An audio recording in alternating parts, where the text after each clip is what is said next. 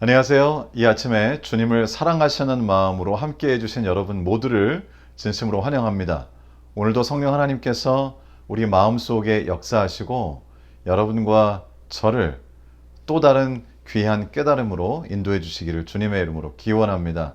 기도하시고 오늘은 화요일 소지를 함께 공부해 보도록 하겠습니다. 기도하겠습니다.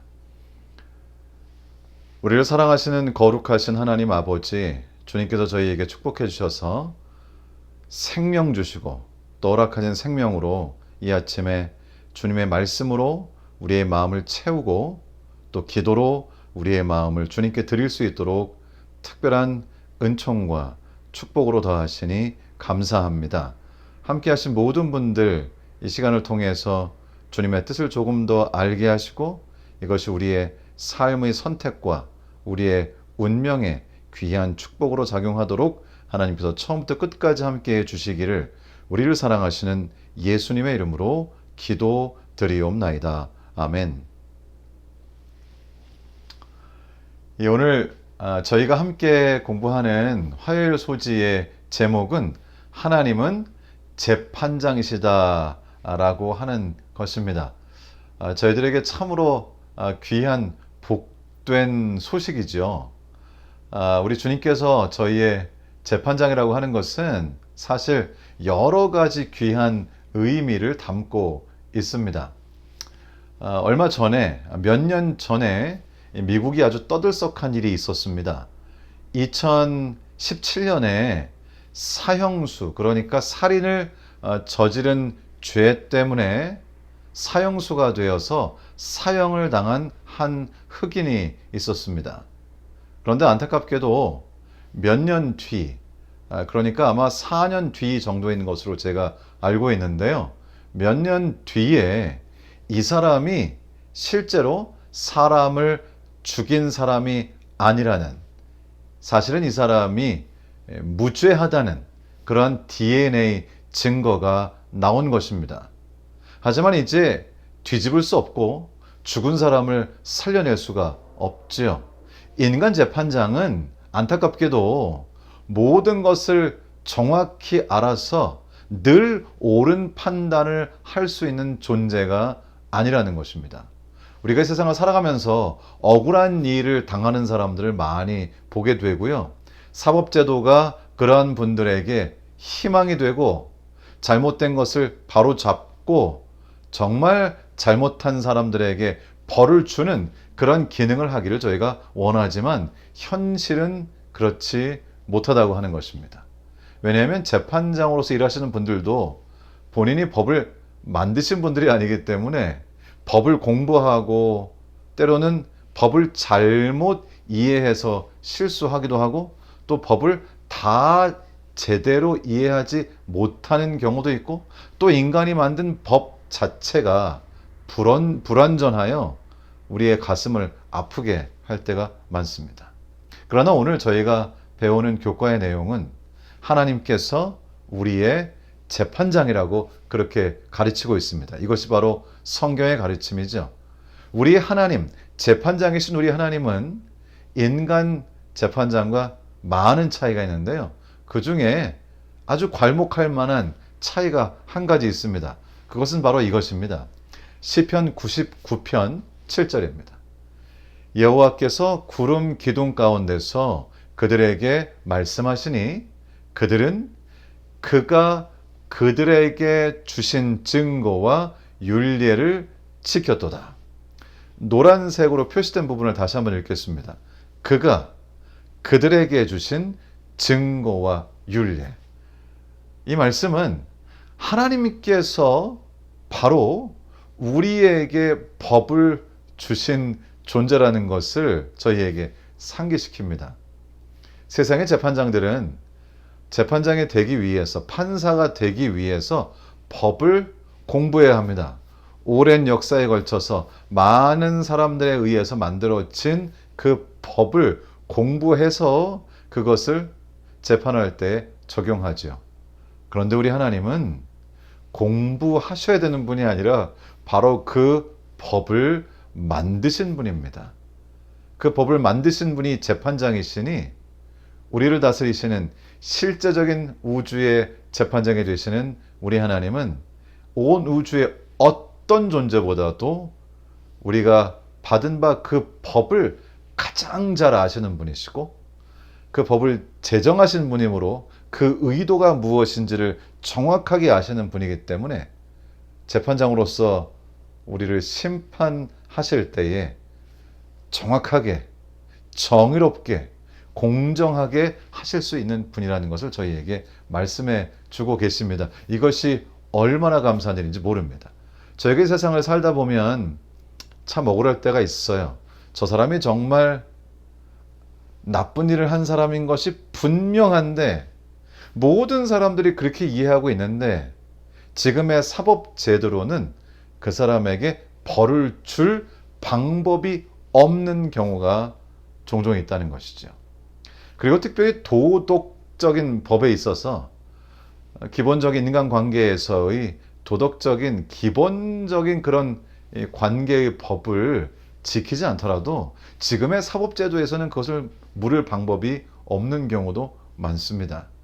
그러나 오늘 저희가 배우는 이 교과를 통해서 시편은 우리 하나님께서 공정하게 벌을 받아야 할 사람은 받고 또 하나님께 칭찬을 받아야 할 사람은 받고 하나님께서 제정하신 그 법을 아주 정확하게 집행하시어 악한 의도를 가지고 악한 행위를 함으로 수많은 사람들에게 고통을 준 그 악인들에 관한 형벌을 우리 주님께서 절대로 강구하지 않으시고 법 그대로 그 의도 그대로 악인들이 심판을 받게 되고 형벌을 받게 된다고 시편은 저희에게 말씀하고 계신 것입니다.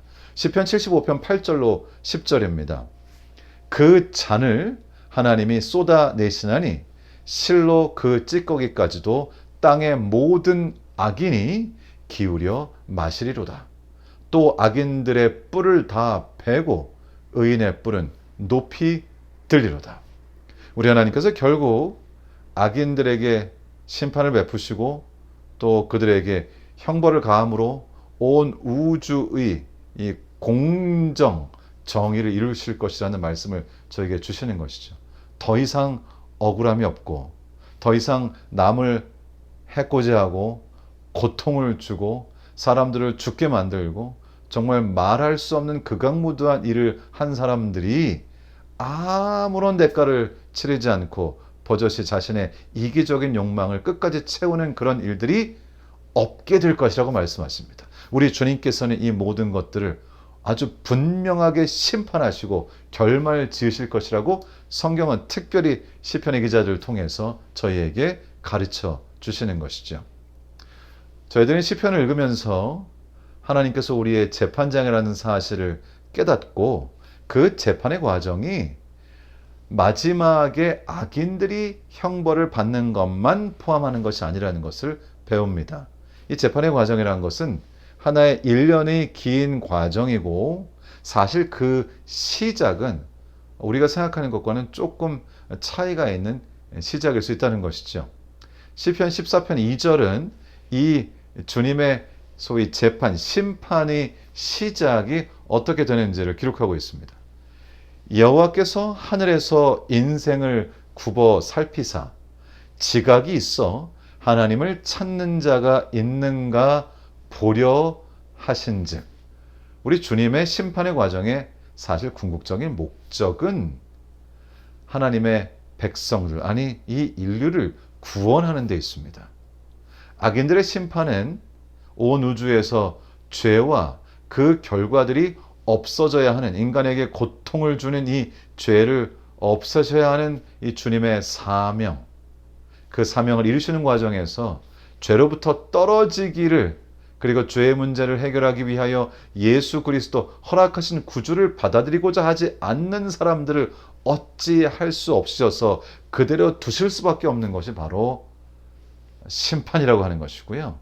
결국 죄를 없애실 때 그 악인들도 함께 소멸되는 것을 형벌이라고 성경은 그렇게 가르치고 있는 것입니다.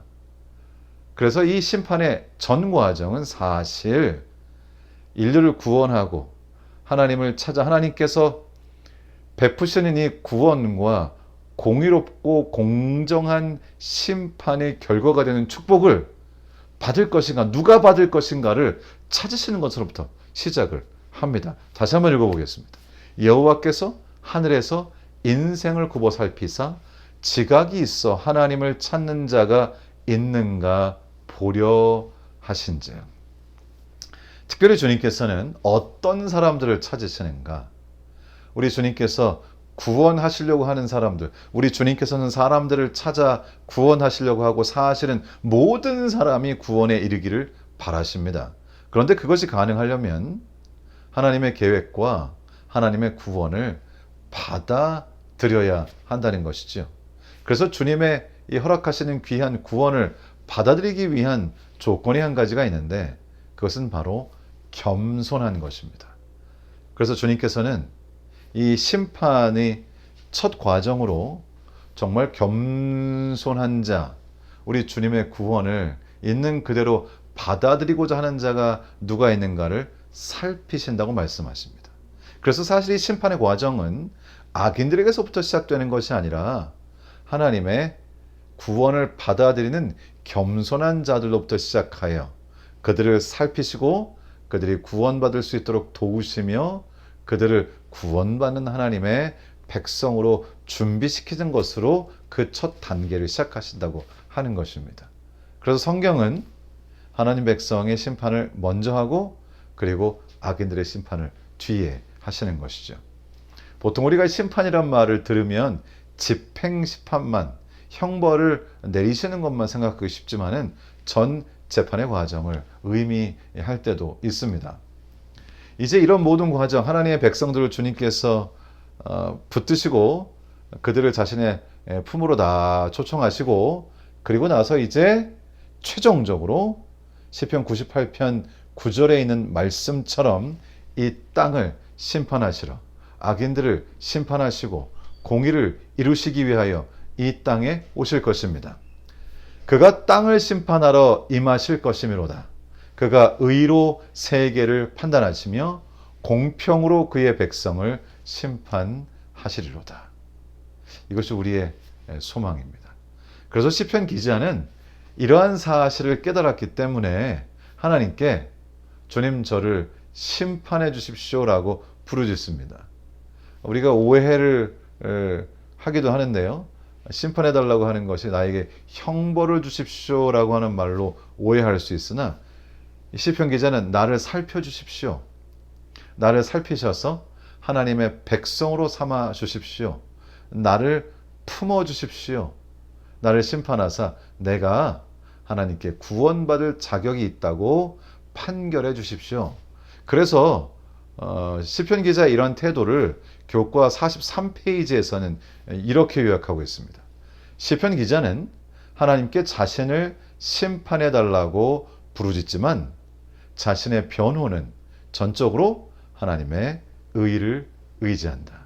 좀 아이러니하지만 매우 중요한 포인트라고 생각이 듭니다. 여러분도 하나님께 하나님 제 마음을 살피시고 저를 심판해 주시고 혹시 제가 죄가 없는지 저에게 가르쳐 주시고 저를 판단해 주십시오라고 그렇게 기도하시나요? 사실 우리가 그렇게 기도할 수 있다면 그것은 정말 내가 죄가 없고 깨끗하고 내 안에는 정말로 꼬집어낼 만한 어떤 죄된 것도 없기 때문이 아니라 우리를 변호하시는 우리 하나님, 좀 더 구체적으로는 우리 인간이 되신 하나님, 우리를 위해 십자가에 달리신 하나님, 예수 그리스도께서 우리를 변호하시고 그분의 의로 우리를 입혀주시기 때문에 우리는 예수 그리스도의 의 때문에 자신 있게 우리를 심판해달라고 그렇게 말씀을 드릴 수 있는 것입니다. 여러분이 저희가 오늘 하루를 살게 될 텐데요. 오늘 하루 살면서 전적으로 예수 그리스도의 의를 의지하고 그래서 하나님 저의 마음을 살펴주십시오. 제가 부족하지만 예수 그리스도의 의로 나를 덮었습니다. 그러므로 저를 심판해 주십시오. 저를 심판하실 때에 이 덮여진 의를 보아 주십시오. 그리고 나를 주님의 자녀로 다시 한번 품에 안아 주십시오. 라고 우리 주님께 기도하면서 오늘 하루 정말 우리 예수 그리스도의 의로 덮고 그리고 예수 그리스도의 발자취를 따라 살면서 나는 부족하고 죄된 인간이지만은 예수 그리스도의 입혀주시는 의를 통해서 주님 앞에 아주 자신감 있게 서는 하나님 저 자신을 살펴주십시오 라고 얘기할 수 있는 그런 하루의 삶이 되기를 우리 주님 예수님의 이름으로 축원합니다. 제가 잠깐 기도하고 여러분 개인 기도하시는 시간을 갖도록 하겠습니다. 우리를 사랑하시는 거룩하신 주님, 오늘 말씀을 통해서 하나님께서 우리의 재판장이 되신다는 사실을 다시 한번 확인했습니다.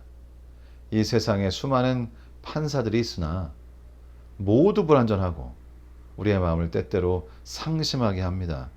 그러나 우리에게는 우리를 공의로 또 정의롭게 공평하게 재판하시는 우리의 재판장 하나님이 계시오니 그리고 우리를 위해 십자가에 달리신 하나님 예수 그리스도가 계시오니 그래서 우리는 자신 있게 주님 앞에 나아갑니다. 재판장 앞에 저희는 당당하게 나아갑니다. 아버지 저희가 겸손한 마음으로 주님 앞에서 예수 그리스도의 의를 힘입어 주님의 사랑을 구하게 하시고 이러한 이 겸손함과 예수 그리스도의 의를 통하여 얻게 되니 자녀의 신분을 통해서 우리 하나님께 영광을 돌리도록 주님 도와주시옵소서. 오늘 하루도 주님께 드리오니 주님께서 저희의 생애 순간순간을 인도해 주시기를 우리를 사랑하시는 예수님의 귀하신 이름으로 기도드리옵나이다. 아멘.